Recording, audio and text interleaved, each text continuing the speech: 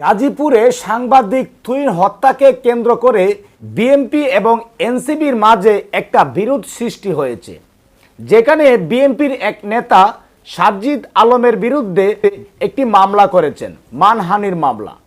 সারজিদ বলেছিলেন যে বিএনপির কিছু নেতাদের কারণে, চাঁদাবাজির কারণে সেই সাংবাদিক তুহিনের প্রাণ গেছে।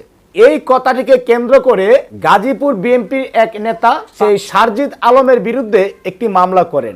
আর সেই মামলাকে কেন্দ্র করে হাসনাত আব্দুল্লাহ রীতিমতো এবার ক্ষেপে গিয়েছেন। সেই হাসনাত আব্দুল্লাহ তারেক রহমান সহ বিভিন্ন রকম কথা বলেছেন। তো এটাতে বোঝা যাচ্ছে এনসিপি যদি খারাপ কিছু করে সেটাও রাইট, কেননা ক্ষমতা তাদের হাতে। এনসিপির নেতাকর্মীদেরকে তাই খারাপ ভাষায় গালিগালাজও করেছেন। এটাও আবার হাসনাত আব্দুল্লাহ তার একটি বক্তব্যের মাঝে তুলে ধরেছেন। এখানে হাসনাত যে কথাগুলা বলেছেন সেই কথাগুলা কতটুকু সত্য বলেছেন কিংবা যুক্তিসঙ্গত কথা বলেছেন সেটা অবশ্যই কমেন্টসের মাধ্যমে জানাবেন। সুপ্রিয় দর্শক, আমরা সেই হাসনাত আব্দুল্লাহ যে কথাগুলা বলেছেন সেই কথাগুলো শুনবো। যারা ভিডিওটি দেখছেন অবশ্যই একটু শেয়ার করে দিবেন। রাজপথ থেকে উঠে আসা ফেসিবাদের চোখে চোখ রেখে কথা বলা সারজিদ আলমের বিরুদ্ধে আজকে মামলা দেওয়া হয়েছে। এটা আমাদের জন্য একটা সিগন্যাল। ডিজিটাল সিকিউরিটি অ্যাক্টের কথা বলে হাসিনা আমাদের টুটি চেপে ধরেছে। এই মানহানির কথা বলে আজকে যেভাবে মামলা দেওয়া শুরু করেছে, এটি আমাদের জাতির জন্য একটি সিগন্যাল। জনাব তারেক জিয়া সাহেব দ্বিমতকে প্রকাশ করার জন্য, দ্বিমতকে উৎসাহিত করার জন্য উনি উনার নিজের ক্রিটিসিজম কার্টুনকে শেয়ার দিচ্ছে, আবার একই সাথে উনার নেতা কর্মীরা আমাদেরকে বান্দির বাচ্চা বলে গালি দিচ্ছে।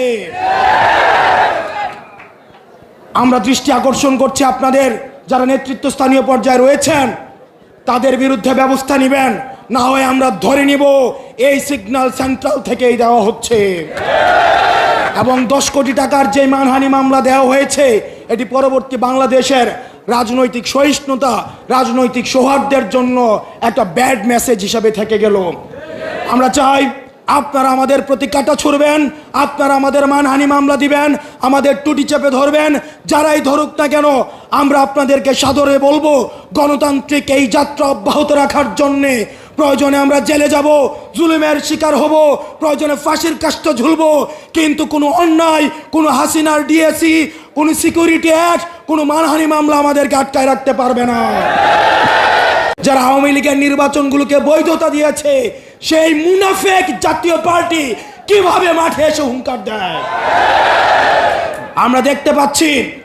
আবার জাতীয় পার্টি দিয়ে ভারত থেকে আওয়ামী পুনর্বাসনের আবার ছক করা হচ্ছে। আমাদের সেটির বিরুদ্ধে গণতান্ত্রিকভাবে আন্দোলন গড়ে তুলতে হবে।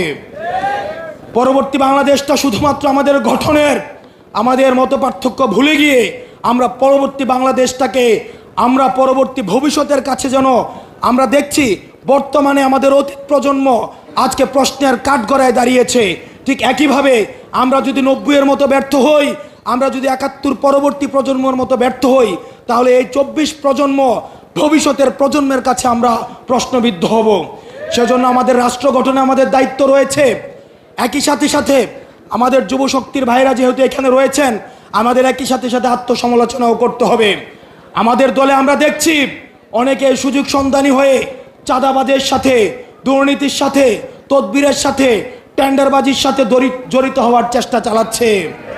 তাদের বিরুদ্ধে আমাদের সচেতন থাকতে হবে। লক্ষ লক্ষ নেতাকর্মীর আমাদের কোনো প্রয়োজন নাই। সংখ্যায় লক্ষ লক্ষ নেতাকর্মী হাসিনাকে প্রোটেক্ট করতে পারে নাই।